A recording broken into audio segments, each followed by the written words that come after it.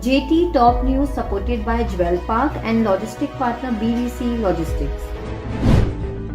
GT top news के इस bulletin में आज देखिए, सोने और डायमंड की ज्वेलरी का एक्सपोर्ट इंपोर्ट करने वाले व्यापारियों के लिए अच्छी खबर। कंपनियों के लोन की ब्याज को 3 माह के लिए क्रेडिट देने की घोषणा। मुंबई के झवेरी बाजार में बढ़ी रौनक, दुकानदारों को मिल रहे हैं ज्वेलरी के बड़े ऑर्डर। इन दिनों कारीगरों की कमी से जूझ रहा है डायमंड इंडस्ट्री। व्यापारियों की मांग, संकट की घड़ी में सरकार दे टैक्स में छूट। सोने और चांदी में बढ़त बरकरार, किया 47,400 का आंकड़ा पार। और शेयर बाजार में बढ़त का दौर जारी, निफ्टी ने किया 15,800 का आंकड़ा पार। सोने और डायमंड की ज्वेलरी का एक्सपोर्ट और इंपोर्ट करने वाले व्यापारियों के लिए अच्छी खबर है। देश में छाए संकट को देखते हुए केंद्र सरकार ने एक बड़ी राहत देते हुए एक्सपोर्ट और इंपोर्ट करने वाली कंपनियों के ब्याज को 3 माह के लिए क्रेडिट देने की घोषणा की है। आरबीआई द्वारा जारी एक नोटिफिकेशन के अनुसार बैंकों को निर्देश दिए गए हैं कि वह आयात और निर्यात के ब्याज को 3 माह के लिए एक्सटेंशन दे और यह नोटिफिकेशन तत्काल प्रभाव से लागू किया गया है। जैसे जैसे देश में छाए संकट के बादल छटते जा रहे हैं, धीरे धीरे मुंबई के झवेरी बाजार में रौनक दिखनी शुरू हो गई है। ग्राहक अब ज्वेलरी की खरीदारी के लिए बाजार में आने शुरू हो गए हैं, लेकिन इन दिनों ज्वेलरी बाजार में मनपसंद आभूषणों की काफी कमी देखी जा रही है। पिछले 3 माहों से ज्वेलरी कारीगरों की कमी के चलते दुकानदारों को जो ऑर्डर मिल रहे हैं उसके डिलीवरी में 1 से 1.5 माह का वक्त लग रहा है। बाजार के जानकारों के अनुसार जब तक ज्वेलरी के कारीगर पूरी तरह से काम पर नहीं आ जाते, तब तक ज्वेलरी के ऑर्डर की डिलीवरी में 1 माह का वक्त लगेगा।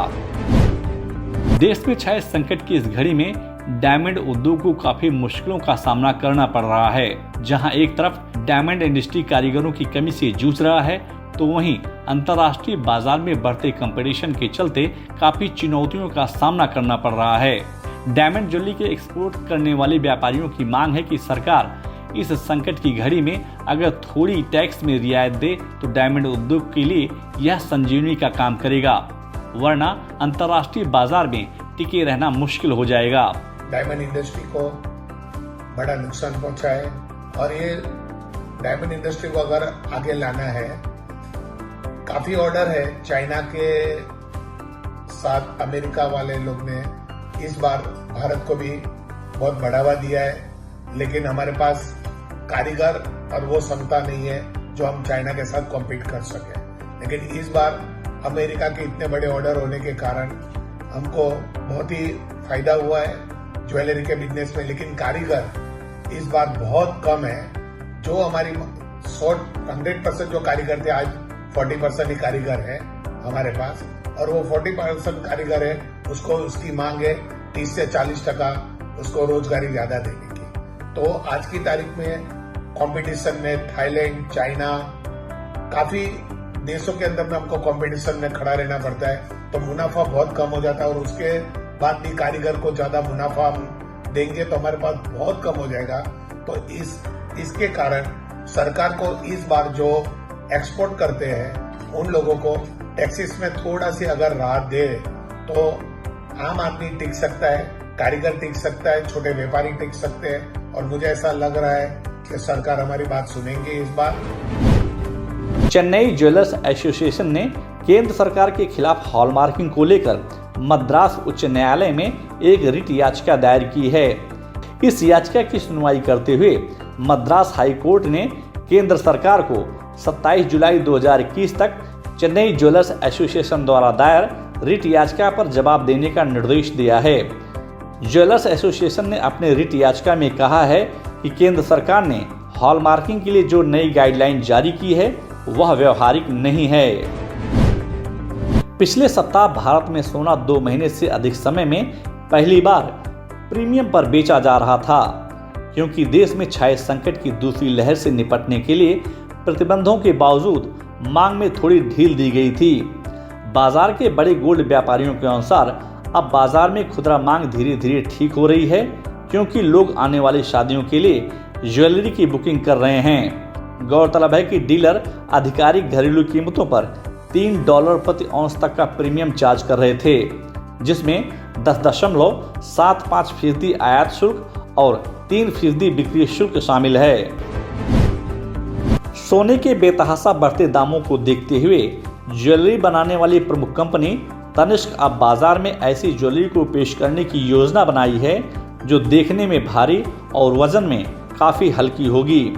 टाइटन ज्वेलरी के सीईओ अजय चावला के अनुसार पिछले 2 वर्षों में सोने के दाम में करीब 37% से अधिक की बढ़त देखी गई है। ऐसे में अब ग्राहक का झुकाव हल्के ज्वेलरी के ऊपर ज्यादा है, इसलिए कंपनी आने वाले दिनों में हल्के वजन के मशीन मेड ज्वेलरी को बाजार में उतारने का फैसला किया है। मुंबई, दिल्ली, कोलकाता और चेन्नई के सराफा बाजार में इन दिनों सोने और चांदी की मांग में बढ़त देखी जा रही है। अंतर्राष्ट्रीय बाजार में सोने और चांदी के दामों में भारी उतार चढ़ाव के बीच मुंबई सराफा बाजार में शुद्ध सोने के दाम 32 रुपये प्रति 10 ग्राम की मामूली बढ़त के साथ 47,370 रुपये के स्तर पर कारोबार करता हुआ दिखा, जबकि शुद्ध चांदी 136 रुपये प्रति किलो की बढ़त के साथ 70,324 रुपये के स्तर पर कारोबार करता हुआ दिखाई दिया। बाजार के जानकारों के अनुसार आने वाले दिनों में सोने और चांदी के दामों में और बढ़त देखा जा सकता है। कारोबारी शुरुआत के पहले दिन यानी सोमवार को अंतर्राष्ट्रीय बाजार में काफी अस्थिरता के बीच गोल्ड स्पॉट की कीमत में भारी उतार चढ़ाव देखा गया। दिन भर के कारोबार के दरमियान गोल्ड स्पॉट की कीमत में $3 प्रति औंस की बढ़त देखने को मिली। दिन भर के कारोबार के बीच गोल्ड स्पॉट की कीमत $1791 प्रति औंस के आसपास कारोबार करता हुआ दिखा। बाजार विशेषज्ञों के अनुसार आने वाले दिनों में सोने के दाम में बढ़त कायम रह सकता है। अंतर्राष्ट्रीय बाजार के रुख को देखते हुए सोमवार को मुंबई शेयर बाजार की शुरुआत सकारात्मक हुई। बाजार खुलते ही घरेलू और विदेशी संस्थागत निवेशकों ने बाजार में चौतरफा खरीदारी करनी शुरू कर दी। निवेशकों ने बाजार में ऑयल, बैंकिंग, स्टील, ऑटो और मेटल के शेयरों में जमकर खरीदारी की, जिसके चलते मुंबई शेयर बाजार 395 अंकों की भारी बढ़त के साथ 52,880 अंकों पर बंद हुआ।